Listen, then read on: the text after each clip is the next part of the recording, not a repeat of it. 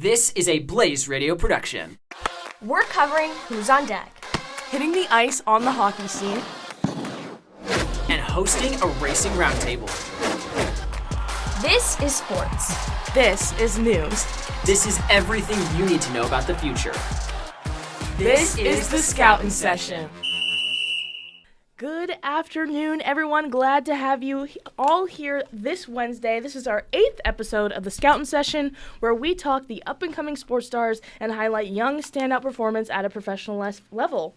Thank you all for joining us this afternoon. My name is Jordan Talley, and as always, I'm joined by Ella Wolter-Sánchez and Noah Reed. We got kind of a special episode today, as we had a guest interview this week for the Racing Roundtable that we had earlier this week, so we'll be jumping right into that. Yeah, just give you guys some background. We interviewed a driver out of Loomis, California. Her name is Kenna Mitchell, and we are super duper excited to have her join the show. Let's take it on in. Well, hello everyone. Welcome into a special edition of the Scoutin Session. My name is Noah Reed, as always joined by Jordan Talley, Ella Wolter-Sánchez, and today we got a very special guest, Kenna Mitchell. Kenna, thank you so much for joining the show today. Why don't you just really quickly tell everyone who's listening just a little bit about yourself. Where are you from? What exactly do you do? And where were you about an hour ago? My name's Kenna Mitchell. I'm from Loomis, California, and about an hour ago I was at the kart track doing some laps. And how was that? What was on the docket today? It was pretty good. It was a little cold out. Track was still a little bit wet from rain yesterday, and the pits had a lot of water in them, so trying to navigate around all that. But I mean, it was pretty good. I think it was still about a second off the pace because it was cold out, so it wasn't quite the same amount of grip as usual. But got some laps in. Like, seat time's always good. Yeah, absolutely. Well, we're going to kick this interview off with just a quick little icebreaker. And this is one thing I don't think I've actually had the chance to ask you before, but numbers are really important, especially in racing. They can, define a career, define a legacy. And so I want to ask you, what is special about your number? Why did you choose the number 7? It's actually a funny story. My dad was originally 77 when he was in a modified. And when I started mini cups, I picked 77 too because I'm like, oh, well, it's my dad's number. I don't really have like a number yet. So when I moved up to bandoleros, we got a bandolero and it had the number 7 on it. And I was like, oh, yeah, that works. So I just stuck with the number 7 from there. Well, you touched on number 7s. Yeah, you touched on it right there that, your father, he raced modifieds, raced late models at All-American Speedway and a couple other tracks throughout California. Just take us back to that moment when you first realized that you kind of wanted to follow in his footsteps. What was that like? I mean, we always went to his races, following him around California and a couple other states. And I was like, in between sports a few times, I was like, man, it'd be really fun to race. So when I turned 11, we got a mini cup and I started racing in that and moved up from there. But I mean, really was just my dad raced. I want to race. Looks cool. Okay, so then for like the fans at home, like walk them through what's it like for someone to jump into racing, because it's, there's a lot you can do. There's a lot of different disciplines that you can jump into. You jumped into the bandolero side of things. What kind of things are you focusing on as you get your career going? I mean, for us, it was really just, some seat time, going to a few different tracks. Like we went to Madera because they had a lot of mini cups and bandos there that were pretty competitive. And from there, I mean, it was really just doing laps. And when we moved up to junior late models, we also went back to like Madera. We went to Madera and Roseville for my first couple of years, just, get some seat time. My first time ever in a late model was at Stockton. And I mean, it was so much fun driving like a big car, from the little cars. And I mean, a lot of it's just with seat time, getting used to like the feel of the cars. I definitely think between mini cups and bandos, I liked the bandos more because they were all kind of like in the rear of the car. If you keep it like going straight, you got it pretty good. I want to really quickly toss the time over just to our other co-host, Jordan, Ella. Do you guys have any questions so far? What's Oh, no, go ahead. You first. you said there's bandos and mini cups? What's the difference and what are those? Mini cups and bandos, they usually have them race together a lot of tracks I was at. Mini cups are really just like kind of mini version of like a cup car. And Okay. Bandoleros are more like, I don't know how to describe them. They have bumpers on the outside on both the front and the rear. So you could definitely do a lot more pushing. Like I remember doing that a lot. Would be on the tail of someone, just push them down the straightaway. And so they're really not like that much different speed-wise. Bandos are a little bit faster, but otherwise they're pretty similar besides just look. That was my exact same question. Well, on that topic, in 2019, you were competing in the Mini Cup Bandolero division at All American Speedway. Had a fantastic battle with Trey Daniels, but you ultimately came away with your first ever track championship. Going back, what do you remember about that day? Oh, that was my aunt got a great video of like I got bumped, got pushed to the outside, other car went down the inside, and then right into one and two, made a crossover right back over for the lead. That's like one of my favorite memories of Bandoleros was just there's so much, they're not fast, but they were so much fun just because the competition really was there when I first started, which I was glad because you don't see as many nowadays, but I was started to see pickups in like the other series I run. We start seeing more bandos. I'm like, that was my favorite series to start in just because there was good competition. I mean, we had a great battle all year, like la going into the last race, we were tied in points. I think I got the qualifying. I was like, I just need to get qualifying in the race, and we have it solid. And then, fast forward a few years later, you're turning heads at Madera, becoming the third female ever to podium at the track. And then at Roseville, you claimed your first ever junior late model title. By 2022, you're the youngest driver to win pro late model race at All American. What was that period of time at your life navigating through both high school and racing? It was pretty busy. I mean, I did online for my first 3 years of high school just because it was easier with racing, travel and stuff. Because when I was doing racing, when I was in like seventh and eighth grade, I'd miss Thursdays, Fridays, stuff like that. Making up the work was not terrible, but it's still kind of like, man, this sucks. Be at the racetrack, got to do homework while I'm here. And then in high school, I was like, I'm gonna do online just because then I could work ahead, or if I got behind, it was pretty easy to catch up. So, but for my final year of high school, I was like, I want to go to like be in person, actually get to like meet people and stuff. And I mean, it was pretty fun. I took less classes because it just made easier schedule wise. I could leave early on a Friday and not really have to worry because like my last class would be like culinary or something like that. But ultimately, it was just a lot of like balancing it, knowing like I can't get a lot of Thursday practices and not mornings on Fridays just because I have to focus on school as well and graduate before I can go fully into racing. I mean, 2024 was your breakout season. You swept the pro late model and the super late model championships for the first time since Dylan Zampa did it. Going back to the summer, you got a pretty cool story behind a pair of wins. I want you to tell everyone what happened during your high school graduation. Uh, well, that morning we were gra I had my graduation. We got there and I was like, man, it's pretty crazy. I'm graduating high school. Like it just felt so weird. And then that night, it was like straight from graduation right to the racetrack. Got there just in time for the drivers' meeting, and then practiced pretty well, qualified good, and I mean, won the pro late model race. I'm like, man, it'd be kind of crazy if we won both races the same night I graduated. Got to the super race, going good, got to the lead. I'm like, man, I might actually do it. I might be able to win two races and graduate in the same night. Took the win. I was like, that's so crazy that I graduated, which we didn't know was going to be on a Saturday at first. We're like, oh, it might be on a Friday or something. Nope, it's on the Saturday. So go graduation, pro win, super win, just felt great. It was so cool. That's crazy. That must have just felt like awesome to like, accomplish some big milestone in Mhm. school and then go on and win two big races. So that I just can only imagine. It was definitely a great start to the year at Roseville. And that great start got recognized by a lot of news outlets. You and fellow driver Kylie Glick featured on Fox 40 News, both at the local and the national level. How does it feel to be recognized by so many people for the hard work that both you and the team have put into your career?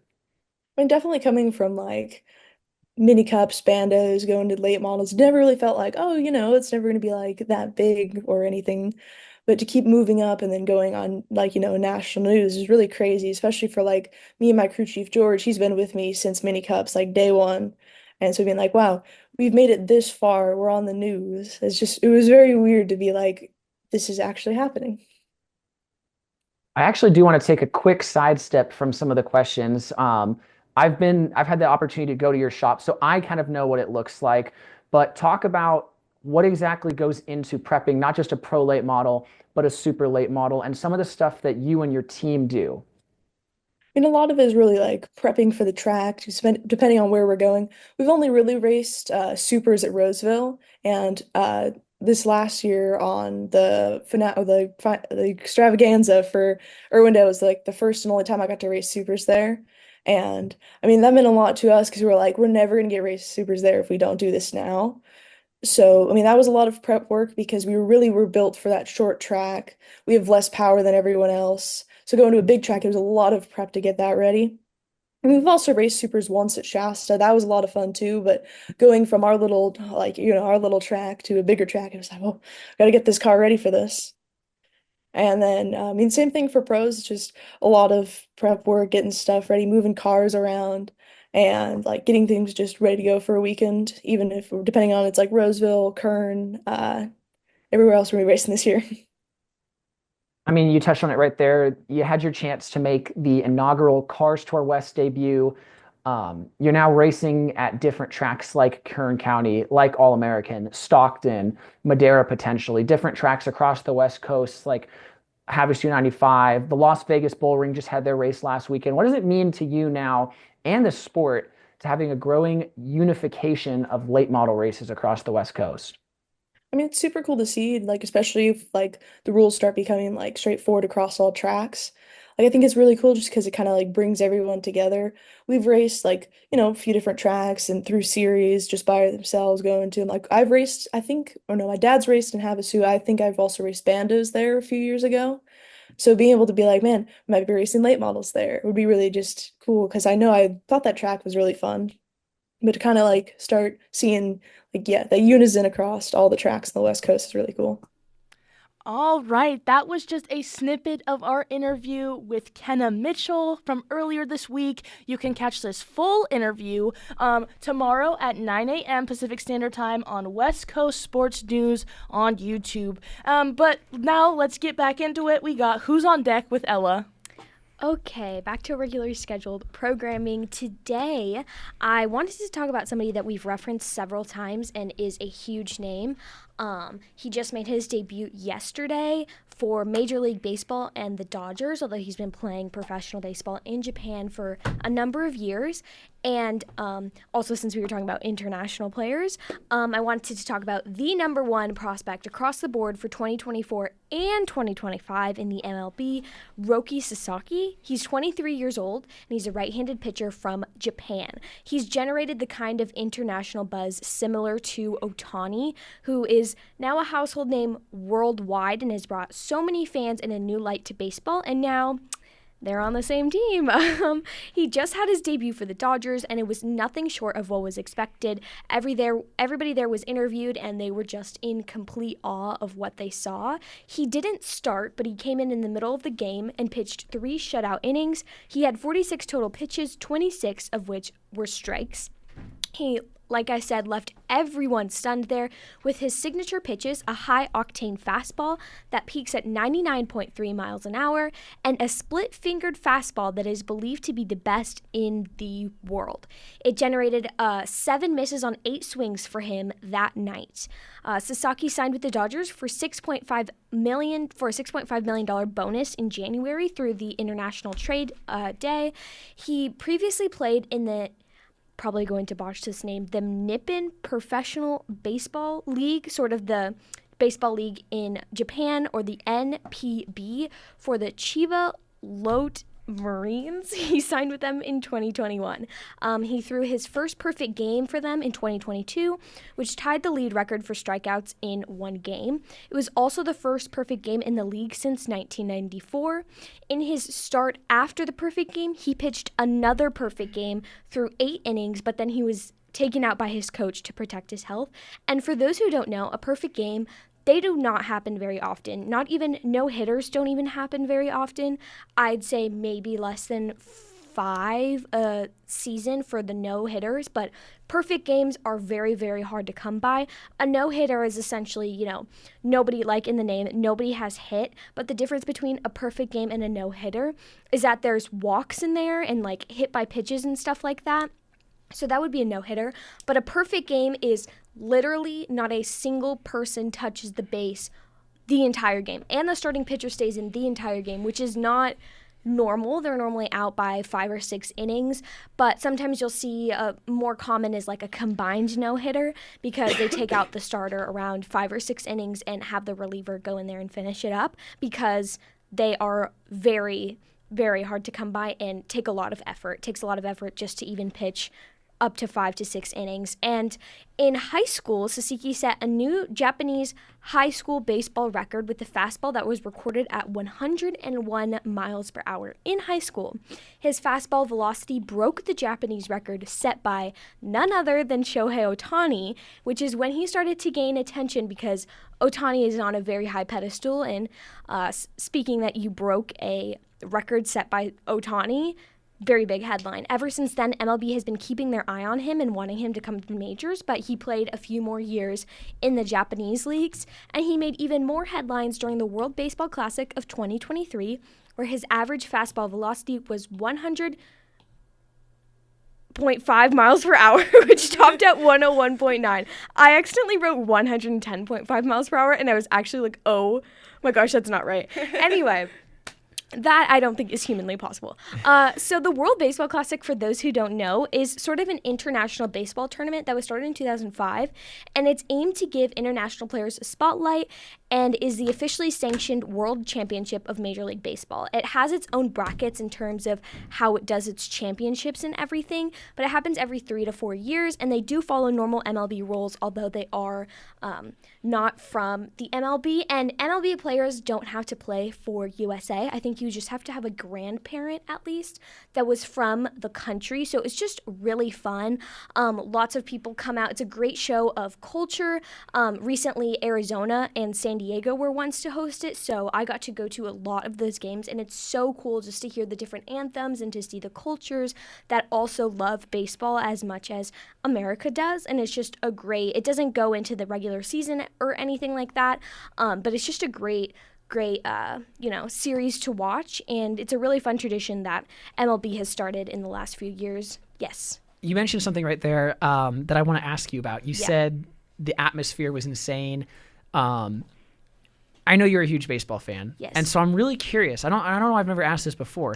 Like, what is the perfect day at the baseball field look like? Give me the sights, the smells. If you could have a perfect day just to capture baseball in America, what would it be?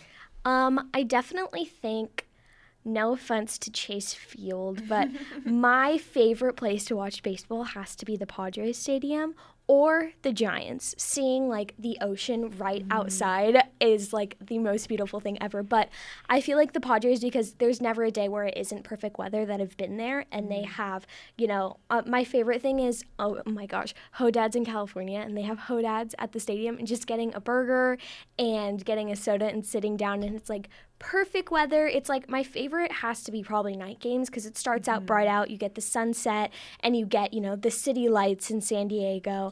And just watching that, my favorite is when you can smell the dirt and like all of that. It's just perfect. Everything about it is perfect. But it was really fun with like the World Baseball Classic and all of that because my family's from Mexico, so I went with my cousins to the Mexico game, and everybody was just decked out in their Mexico gear, and lots of people, you're allowed to bring things that you're not normally allowed to bring into normal baseball games. So people had drums, people had all these big noisemakers, so it's really cool to see how different cultures sort of enjoyed baseball, and it's one of my favorite things to go to when it happens. That's so cool. Yeah. I was a little nervous about putting you on the spot there because I was no. This could go any number of directions, but like, see, is it like, this is one of the cool things about the show. It's like sometimes we have the flexibility, the freedom to branch off a little, and selfishly loved hearing that the Giant Stadium in San Francisco was up on high up on your list. Yeah, I just can't stand the seagulls there, but other than that, I love it. It's like the Mariners Stadium too. It's right on the water. It's so beautiful, and especially like outdoor. Like Chase Field's kind of indoor, so it's like. You don't get the full atmosphere. As much downtown, as I love feeling the air conditioning when I walk through the doors, it's probably the best feeling in the world. I have to go with Petco Park. It's beautiful. Well, and you just reminded me of something of like, what other baseball stadium can you go to, and instead of chasing home runs. You have people who are sitting in their boats parked behind the stadium. We're like, Yes. all right, where's it going to land? Exactly. It's so perfect. I love California stadiums. But back to Sasaki, his next start is predicted to be in 2 days where he will actually start the game. And his performance in spring training, although it was only a few innings, has already made him a promising starter for the 2025 MLB World Tour in Tokyo. MLB has started a tradition of starting the season in different countries. I believe last year was London, and this year it's the Dodgers and the Cubs in Tokyo. So everybody has all eyes on him to start in his home country. But yeah, that's number one prospect the last 2 years. He's pretty crazy. Dang. It's cool that the Dodgers have two crazy pitchers like that, especially both. Is he from Japan as well? So, like Shohei, and you can't get much better than that. No, so you can't. It's going to be a lethal combo. lethal. I hate the Dodgers. I'm a Anyway, Dodgers fan, Kat. Sorry. let's move on before I get into how much I dislike the Dodgers. Wait, side note, somebody in our hallway has a whiteboard on their Yeah. door, and it was like, what's your favorite baseball team? And I wrote the Dodgers, and I walked Did by you get yesterday shamed and for it? someone erased it. That's not surprising. It's That the was not Dodgers. me, though. I wanted to erase it, but I did not. Sorry guys. I am innocent. I half grew up in LA, so I'm a Lakers Dodgers fan. So. Oh gosh. Okay. Just let's move on. Now we have hit the ice with Jordan. All right. A little tension here in the studio, but whatever. Hopefully this Seattle team is doing better than another. Well, also, I walk in today and Noah goes, I'm wearing a Seahawks sweatshirt. Noah goes, you need to take that off. Anyways, in honor of today on Hit the Ice, in honor of the Seattle Thunderbirds, on today's segment, we are highlighting 6'4", 20-year-old forward Nathan Pilling. Pilling, he is from Calgary, Alberta, Canada, and he is in his last year of eligibility in the WHL, but has made his presence known. He's in his this is his first full season with the Seattle Thunderbirds as he dons the A on his chest, and in 54 games played this season, he has 30 goals and 20 assists for 50 points. Pilling has been on fire as of recently and has 7 points in his last 5 games with 6 goals and an assist, and 12 points in his last 10 games with 9 goals and 3 assists. Pilling's a little bit different than some of the stars that we've covered so far, just because the Seattle Thunderbirds aren't such a high-scoring team. I'm going to look this up. I'm pretty sure he's close to leading the Thunderbirds in points. I can't believe I didn't look that up previously, but he just has been a force for Seattle as they're going through this kind of rebuilding phase. He is currently second on the team in points with 50, behind Braden Coots, who we highlighted in our pilot episode. But yeah, he has been a clutch player for the Thunderbirds this season, helping win huge games. And like I said, the Thunderbirds are kind of on a run right now. They have won 7 of their 13 games in February, and they're still in that playoff picture. And thanks to Pilling, he's been a huge force for them. So the 2024-2025 season is Pilling's 4th year in the WHL. He started his WHL career in 2022 with the Moose Jaw Warriors before being traded to the Edmonton Oil Kings, and then midway through the season to Seattle in 2023. And this goes back into eligibility. Like I said, he's in his last year of eligibility. He is 20. The cutoff this year is the 2004 birthday. And I can't quite remember if we talked about eligibility, but I'm sure we have, given some of the talent that we've had on the show, like Landon DuPont and Gavin McKenna. But pretty much, you're only WHL eligible from the ages of 16 to 20. And like I said, there's exceptional status, which we talked about with Landon DuPont. He received exceptional status when he was 14, so he could play in the WHL when he was 15. But you age out of the system, kinda, to major junior hockey, and that's the 20 mark. So yeah, he's in his final season with Seattle and his final season in the WHL, as he's, kind of shown up more so he has recently than in the past. And if you look at his previous seasons, it's nothing too crazy, and he's really gotten the time to sit and make an impact on this Seattle team. Previously, I think he's only had about 30-point seasons, 25 to 30-point, maybe 40-point seasons before now, total. And he still has more game to play, and the season's not over yet, and he's at that 50-point mark. But since this is his last year of eligibility, since the NCAA rules have been changed, like we talked about when covering the 2 prospects that are going to be joining Arizona State University's hockey team, he is committed to the University of St. Thomas to continue his hockey career. And recently, in the stunning 6-3 victory over the Spokane Chiefs the other day, which is a huge win for points and playoff picture, he tallied 4 goals on the night and a hat trick, obviously. But the reason why I really wanted to choose Nathan is because he is a great player. He's always there for his team. He's a starter. He's on the first line. He's always creating offense, always creating things. But he is one of those guys that have kind of flown under the radar. He's undrafted. He is going to play college hockey with kind of no professional hockey in the future yet, but he's done a couple of camps with the San Jose Sharks and the Toronto Maple Leafs, stuff like that. So I just really wanted to highlight that because there's a ton of these kinds of kids that are out there playing major junior hockey, and they're not getting those recognitions like we see with Gavin McKenna and everything. But yeah, so I just wanted to do a quick highlight on Nathan Pilling there as the season's ending, and just a quick check-in on Berkeley Catton once again, one of the prospects that we've covered so far.